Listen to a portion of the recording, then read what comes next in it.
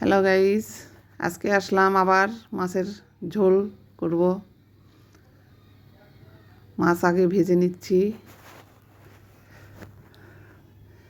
মাছের মাথা, তোমাদের আঙ্কেল আর আমি দুইজন মানুষ আজকে মাছ নিলাম। মাছের ছবিটা তখন তোলা, কাজের বেটি কাটলো তো এই জন্য তোলার কথা মনে নেই আর কি। তো যাক, মাছটা ভাজতেছি। মাছ ভাজা হলে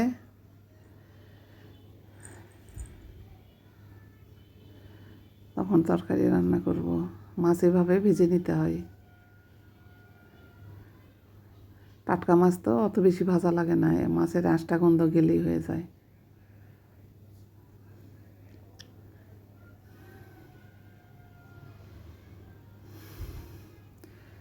আজকে আমার ছেলের রেজাল্ট বের হইল এইচএসসি পরীক্ষার।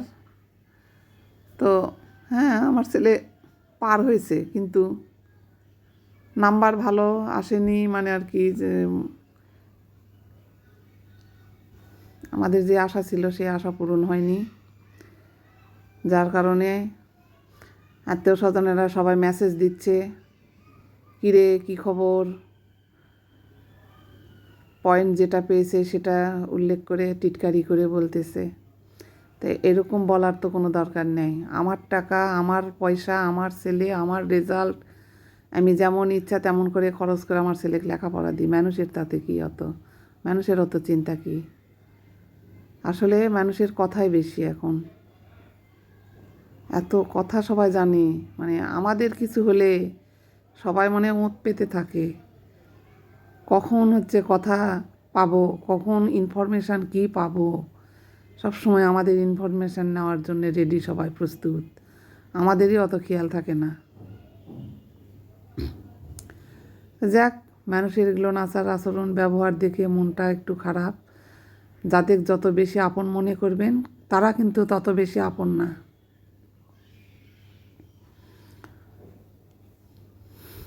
দুনিয়া এইরকম। জিরা গুঁড়া দিলাম,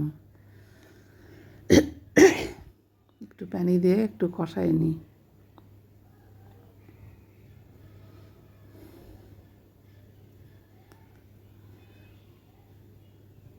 কষাই নেওয়া হয়ে গেল। এখন সব ভাজা মাছ তরকারি সব দিয়ে দিলাম পাতিলে। একটু ঝোলের জন্য পানি দিয়ে দিলাম।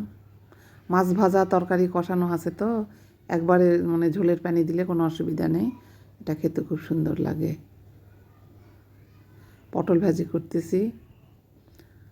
তোমার আঙ্কেল আর আমরা এই জন্য বেশি অত তরকারির অত আইটেম লাগে না আমাদের।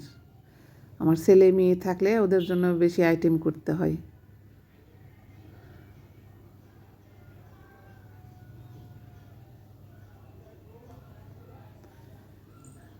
তো এখনই হয়ে যাবে রান্নাটা।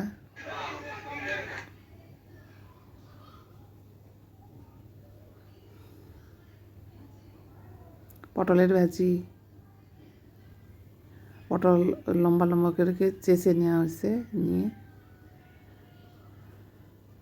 পটলের ভাজি। এই তো হয়ে গেছে পটলের ভাজি।